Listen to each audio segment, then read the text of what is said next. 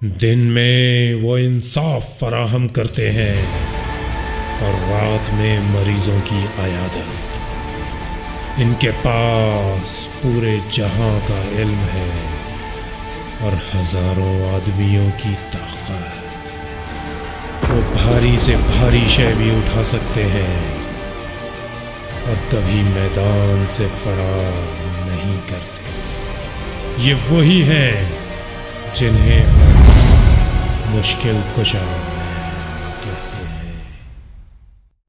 پیارے بچوں، پرانے وقتوں کی بات ہے کہ جب مشکل کشا مین کے شہر میں ایک بہت ہی عجیب سا مگر بہت ہی دلچسپ مسئلہ پیش آیا۔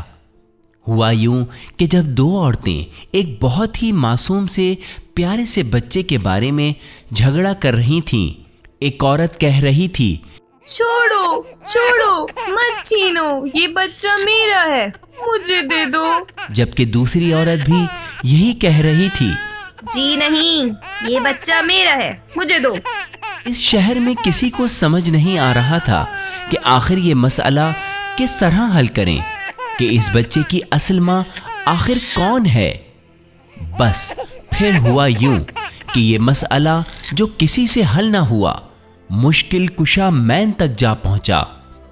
دونوں عورتیں بہت ہی حیرت سے اس مسئلے کو حل ہوتے دیکھنا چاہتی تھیں، اور دیکھتے ہی دیکھتے مشکل کشا مین نے جھٹ سے اپنی تیز چمکتی ہوئی تلوار نیام سے باہر نکالی اور بچے کی طرف اچانک سے بڑھائی اور بڑی گرجدار آواز میں کہا، بإذن خدا میں ابھی یہ مسئلہ حل کر دیتا ہوں۔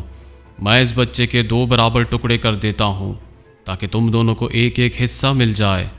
شاید تم اس طرح نہ جھگڑو۔ جیسے ہی عورتوں کی نظر مشکل کشا مین کی تیز چمکتی ہوئی تلوار پر پڑی، ان دونوں عورتوں میں سے ایک عورت چیخ پڑی اور روتے ہوئے کہا،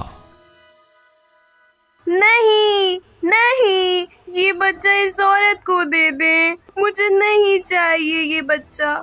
اس عورت کی فریاد سن کر مشکل کشا مین نے فوراً کہا، اس کا مطلب تم ہی اس بچے کی اصل ماں ہو، کیونکہ تمہاری مامتا کو یہ گوارا نہیں ہوا کہ اس بچے کے 2 ٹکڑے ہو جائیں۔ اور یوں مشکل کشا مین نے بچے کو اس کی اصل ماں کی گود میں دے دیا، اور دوسری عورت جو کہ جھوٹی تھی، مشکل کشا مین کے اس فیصلے سے بہت ہی حیران ہو گئی اور اسے سخت شرمندگی اٹھانا پڑی۔